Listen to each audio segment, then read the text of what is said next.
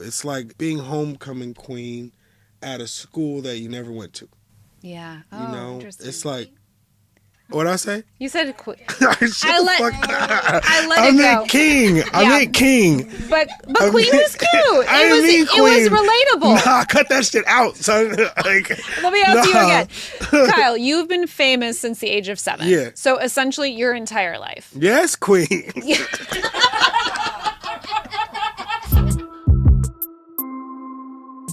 Hi guys, welcome back to another episode of Miranda Moments, where today I'm going to dive a little bit deeper with my television brother-in-law, Kyle Massey. Hey, Let's Kyle! go. Wow, you have a live audience. Yeah, I know. We have a live audience. It's amazing. Pretty big deal. Today, I want to dive in to a conversation with you about fame. Okay, great. What is your relationship to fame?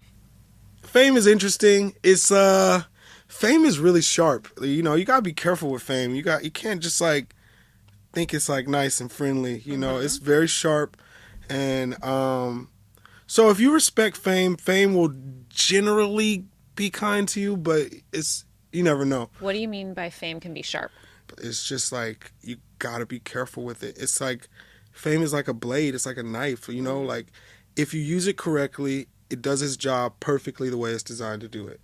But in the event that you're careless, slipping up, it could do damage that you never recover from. You could lose a limb. You could cut something off. You know, so it's just like when I say fame is sharp, you just need to be very, very careful with how you use it, you know, and how it uses you in some scenarios. So it's just like, it's hard. Like I didn't get all these things until I was like later in life, you know, and by that time I had already been famous for 15 years before I even realized this. So it is very sharp, you know, so just be careful with it. No, I totally agree with that. How do you feel fame impacts, or does it at all, your ability to be creative? No, I don't let anything affect my creativity. I can be creative no matter what. But fame does influence what you create though, a lot of times. You know, if you start letting it consume you, it kind of starts directing you, even if you don't know it, you know? So a lot of times I just try and like, you know, like with Hannah and I, we just stay in the house. We just kind of remove ourselves from the fame thing. And then sometimes when we go out into public, then, you know, we kind of realize again that I'm famous, but it's not like the driving force of me, you know? Yeah. I mean, I think it's really important to keep the two separate and to maintain your individuality. But from such a young age, I know it can be hard for some people to balance. Yeah. Hey, babes. Yeah. You want to tell him or should I? I'll tell him. Okay, tell him. Tell him now. Tea Time with Raven and Miranda is going to have our first live show. That's right. Yes, our first live show is happening, you guys. Tea Time is coming to the stage on June 6th at 7 p.m. At the Howard Theater in Washington, D.C. Hey, if you're there for World Pride, we'll be there too. Come see us, you guys. Tickets and all that information down below. Child stars are often told that they're always on. And I'm wondering if you can remember a moment where you were like, oh, I see the difference between the two. My on and then my at home. Yeah, you know what? That actually, it takes you a really, really long time to get there, you know, because being a child star, especially on the Disney Channel, like a lot of kids that are like on Netflix shows or anything now, they don't have to really worry about it because it's a different level of fame, you know? Yeah.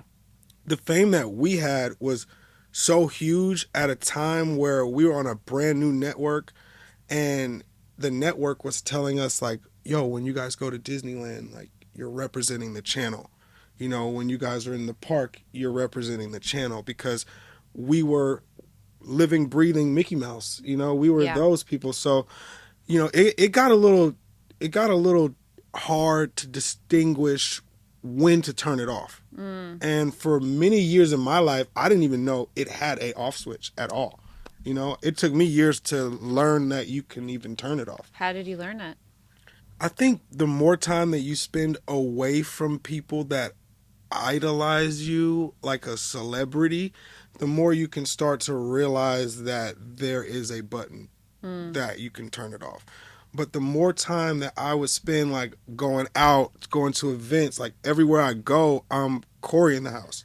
You know, like everywhere. You know, if I go to the doctor, if I go to the hospital, they're like Corey in the house. You know, it's like everywhere I go.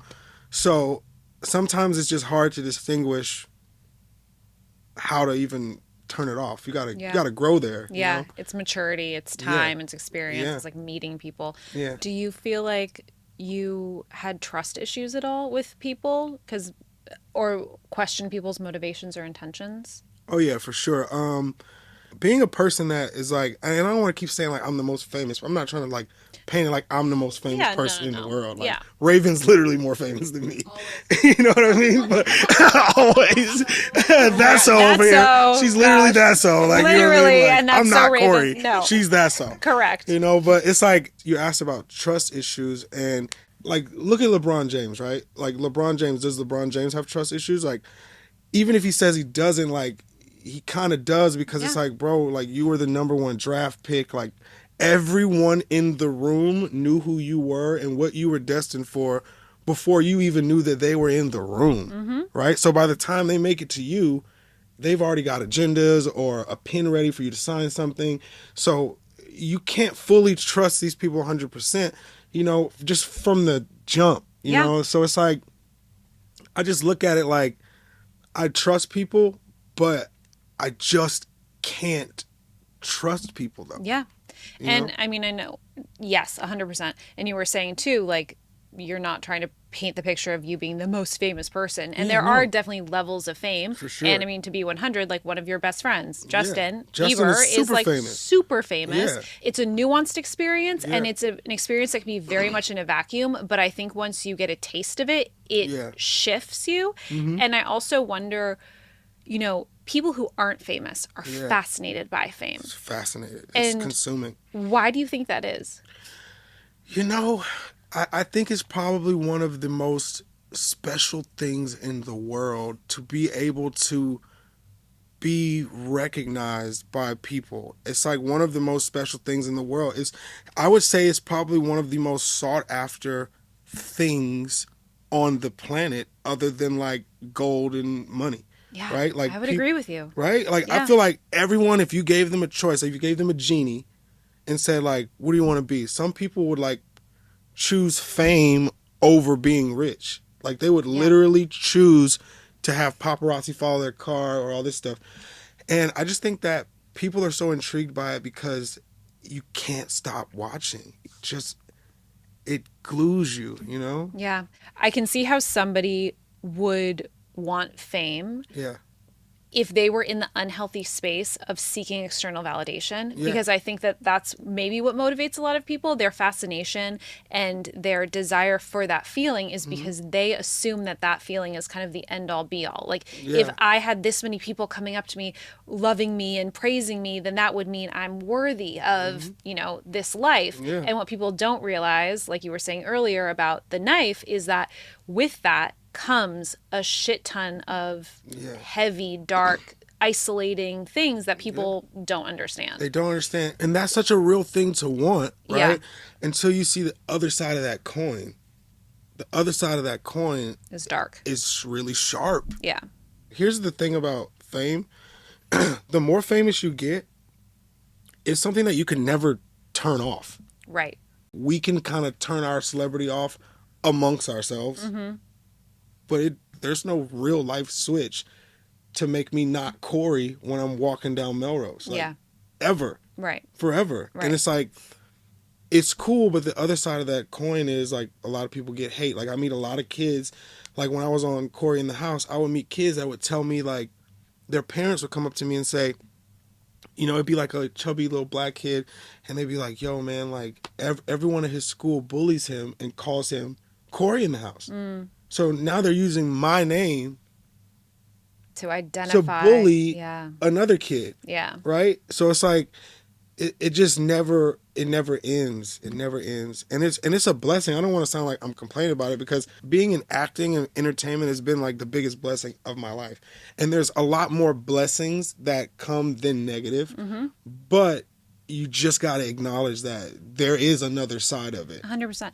And I heard this thing once, which was, if you're a worker, you're a person who works with their hands. If you are a craftsman, you're somebody who works with their head in their hands. And if you're an artist, you work with your head, your hands, and your heart. Yeah. And when you're a true artist and you're in alignment with all three of those things, you're undeniable. Yeah, And I that agree. you are an artist. And I think that's why you're undeniable. And it can't be turned off, you know, because you impact people. And no matter where you go or what you do, you will have that impact. But it is a heavy burden to carry because the fame that comes with artistry and the actual the gifts that come with artistry it's hard to navigate. You have to stay in check. It's wishy-washy, man. And it's one of those things where it's like, I thank God every day for the life path that I've walked, right? And all the experiences, like some of the things we were talking about with Raven, like those experiences and those memories and living it, breathing it, being present in those moments are some of, if not the greatest memories that I will hold to my heart for the rest of my life ever, you know? Yeah.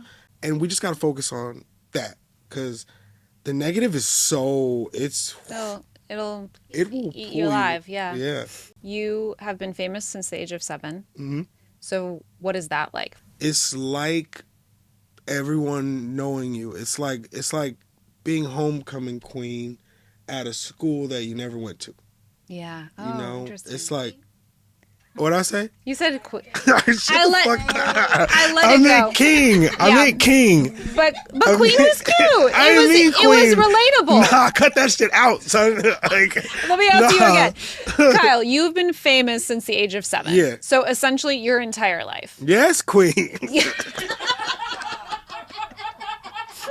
Can you share the experience of that type of fame for such a long time? Yeah. So being a celebrity as a kid, it's really all I know, right? So a lot of other kids like have memories of like, you know, going to high school, having a locker, having a principal, skipping school, going to the dance, asking a girl out, playing on the basketball team, like whatever that may be. Right. Those are not my experiences. My experiences are like being in a schoolroom like that was like smaller than this and doing school with Orlando Brown. Yeah, he's one of the geniuses of our generation.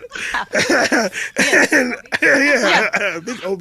Big OB. Yeah, and that's just, those are my experiences, you know, and I would say like what fame is like, it's weird because it's similar to being a homecoming king, you know, at your school, and also like at every other school you go to that you've never even been to. Right. But everyone there knows you like you're the jock on the team, though. The parasocial relationship that people then have with you is thick. It's yeah. And I think that our fame is a little different because, you know, when we were on TV, parents would put on the TV. The parents would know who we are because they're watching the show with their kids, and then the kids would know who we are because they love the show, right? Yeah. So the whole family would know who we are, and we like really help raise these kids. Like, you know, we kept them out of trouble. Like if it wasn't Raven on TV, they would be doing, you know, God knows what or whatever. So it's like they have a different connection with us. Yeah. You know, it's kind of like a connection that, you know, you would have with someone that you grew up with. Yeah. You know. Yeah, and it's very real for your fans. It's and very real. I'm going to read you your Miranda rights. Okay. Normally, you have the right to remain silent, but not in this segment. Because it's time for you to confess guilty or not guilty. Okay. You have had a petty argument with a friend and still haven't made up. Guilty or not guilty? Oh, for sure, guilty. You've ghosted someone after they've texted you something too deep. Guilty, not guilty? No, I'm not guilty on that one. You've lied about being on your way when you haven't even left the house yet. Guilty, I almost did that today. Guilty. I had a feeling. I felt it in my bones. You've eaten something off the floor. Guilty, not guilty? Oh, for sure, guilty. You've been so high, you've forgotten what you were doing halfway through doing it. Guilty, not guilty? Yeah, for sure. Guilty.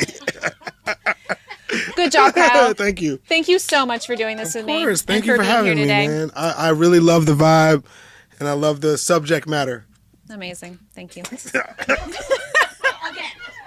our stage wives. Our stage wives are so... We got stage wives here. I I love the subject matter too. Thanks for watching this episode of Miranda Moments. We love you guys. Let's go. Hey everybody, thank you so much for watching this episode of Miranda Moments, and please be sure to tune in to the full episode of Tea Time with Kyle Massey on Thursday. That's right. What type of show is this?